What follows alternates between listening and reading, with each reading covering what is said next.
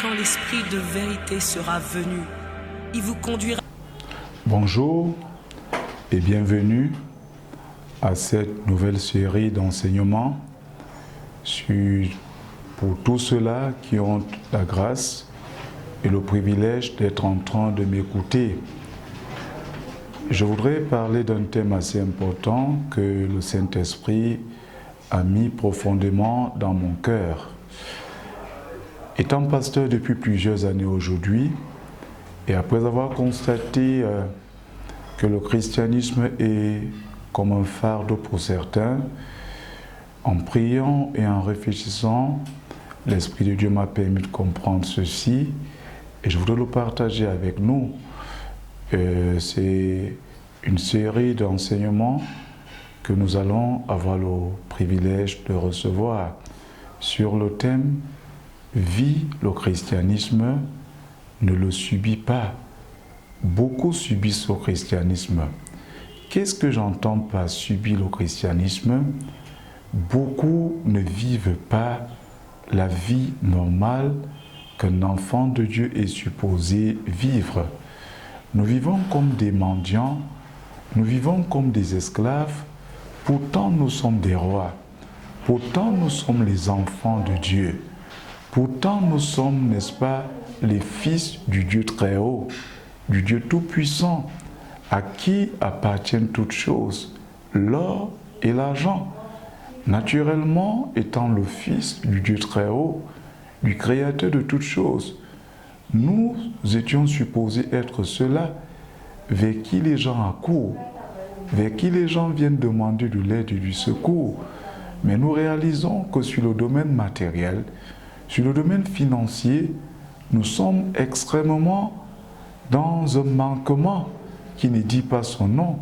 Même si nous essayons d'habiller notre christianisme avec de très belles chansons, nous faisons croire que nous sommes plus que milliardaires juste parce que nous avons Jésus, même si nous sommes incapables de payer notre loyer, même si nous sommes incapables de manger un bon plat de nourriture, de porter un bon vêtement sur nous, même si lorsque nous allons au marché, nous achetons, n'est-ce pas, des nourritures, des choses assez vraiment qui ne sont pas dignes de notre statut d'enfant de Dieu. Je voudrais, avec la grâce de Dieu, nous amener à réfléchir, à comprendre quelle est notre position, qu'est-ce que Dieu pense de nous et pourquoi ces choses ne se réalisent pas dans nos vies.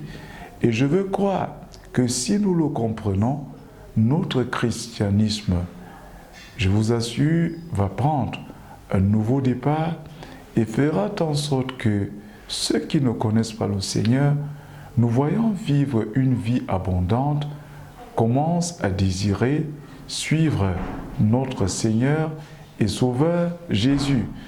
D'entrée, je vais nous donner ce passage d'Hébreux chapitre 2, le verset 11. Je vais le lire. Voilà ce qui est écrit. Car celui qui sanctifie et ceux qui sont sanctifiés sont tous issus d'un seul. C'est pourquoi il n'a pas honte de les appeler frères.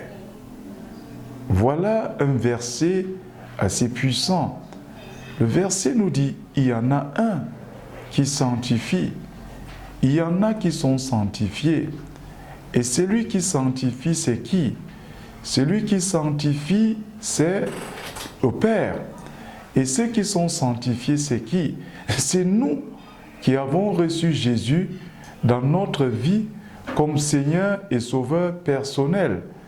Nous l'avons reçu comme Seigneur et Sauveur personnel. Jésus, Christ de Nazareth. Et maintenant que nous l'avons reçu, la Bible nous dit, le fait que nous l'ayons reçu nous rend semblables à Christ. Nous sommes tout aussi sanctifiés que Christ, sanctifiés par Dieu, nous a rendus semblables à Christ. Et si nous sommes devenus semblables à Christ, nous avons les mêmes droits que Christ. les mêmes privilèges que Christ.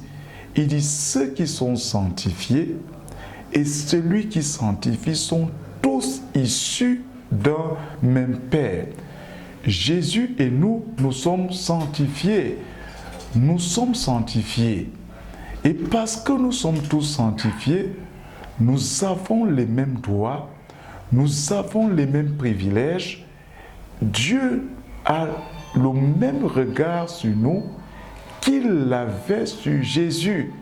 Donc, nous devons être libérés de cette pensée où nous pensons que Jésus, devant Dieu, a tout un autre statut que nous n'avons pas.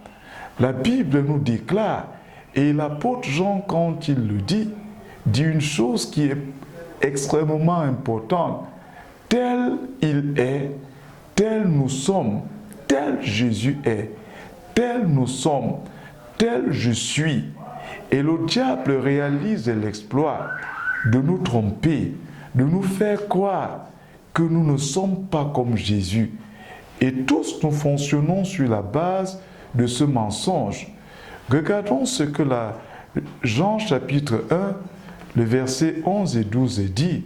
Il dit à tous ceux qui l'ont reçu, à tous ceux qui croient en son nom, il leur a donné le pouvoir de faire quoi? De devenir enfants de Dieu. Ce que nous n'étions pas, nous le sommes devenus parce que nous avons cru en Jésus, parce que l'Esprit de Dieu habite en nous. L'Esprit de Jésus est en nous. Et si donc l'Esprit de Jésus que nous avons reçu est en nous, nous avons le pouvoir de devenir enfants de Dieu. Nous l'avons reçu. Et ce pouvoir se manifeste dans la vie de ceux qui comprennent et qui croient que cette parole est vraie. Regardez 1 Jean 4, le verset 4 dit, il dit, celui qui est en nous est plus grand que celui qui est dans le monde. Jésus est en nous. Jésus vit en nous par son esprit. Et parce qu'il vit en nous, voilà ce qu'il dit. Il dit, vous les avez vaincus parce que celui qui est en vous est plus grand que celui qui est dans le monde. Qui est dans le monde? C'est celui qui nous cause toutes sortes de souffrances et de misères. C'est le diable avec ses démons. Mais la Bible dit, nous les avons vaincus. Nous commençons la vie chrétienne par la puissance de l'Esprit de Dieu. Il dit, tous ceux qui l'ont reçu, il leur donne le pouvoir de devenir enfants de Dieu. Tu n'es pas n'importe qui. Parce que tu as reçu et confessé Jésus, parce que tu vis la vie de Jésus, en toi, il y a le pouvoir. Pas n'importe quel pouvoir. Le pouvoir qui fait de toi enfant de Dieu. Et pourquoi absolument le pouvoir de notre nouvelle naissance? Le pouvoir parce que Dieu sait que le monde dans lequel nous vivons est un monde qui est contrôlé par les puissances du mal. Et par conséquent, si nous n'avons pas ce pouvoir, il sera strictement impossible que nous menions une vie victorieuse. Dieu veut que nous puissions mener une vie victorieuse. Dieu veut que nous puissions mener la même vie que Jésus a menée. Le chrétien est le prolongement de la vie de Jésus sur la terre. C'est pour ça qu'il peut dire dans Jean 14 au verset 12, il dit, nous allons faire non seulement les choses qu'il a faites, mais des choses plus grandes encore. Oui, tu es, je suis, nous sommes le prolongement de la vie de Jésus. Et nous devons croire que cette parole est vraie. Nous devons croire que Dieu n'est pas un homme pour mentir. Que si Dieu nous le dit, c'est parce que c'est le style de vie qu'il veut que nous puissions vivre. Dieu ne veut pas des enfants pleurnichards. Dieu veut que nous soyons transformés par le renouvellement de l'intelligence. Lorsque nous recevons Jésus, son esprit vient nous transformer, régénérer notre esprit, enlever cette fausse conception, ce mensonge que nous avions avant de croire, qui nous faisait croire que nous sommes nés pour subir, nous sommes nés pour être dominés, nous sommes nés pour être esclaves du diable. Non, sinon Jésus ne nous aurait pas sauvés. Dieu n'aurait pas envoyé son Fils Jésus pour se substituer à nous à la croix du Calvaire. C'était pour nous donner sa vie. Tu dois accepter que la présence de l'Esprit de Jésus en toi te donne la vie du Père, te donne la vie du Fils, te donne la vie du Saint-Esprit pour dominer sur les serpents, les scorpions, sur la puissance de l'ennemi, sur les puissances de la rose-croix, de la franc-maçonnerie, de la sorcellerie et de toutes ces loges qui sont là dehors. Dieu t'a établi. Tu n'es pas n'importe qui. Tu es appelé à dominer. Tu es appelé à être le prolongement de la vie de Dieu. On doit voir la vie de Dieu en toi. C'est ce que je veux que tu comprennes dans ce premier enseignement. Et que le Seigneur te bénisse. Que le Seigneur te bénisse. Change juste de mentalité. Accepte ce que Dieu dit de toi. Qui Dieu dit que tu es. Et Nombre chapitre 23, le verset 19 te dit, Dieu n'est pas un homme pour mentir, ni fils d'un homme pour se repentir. Accepte cette vérité et sois délivré. Merci.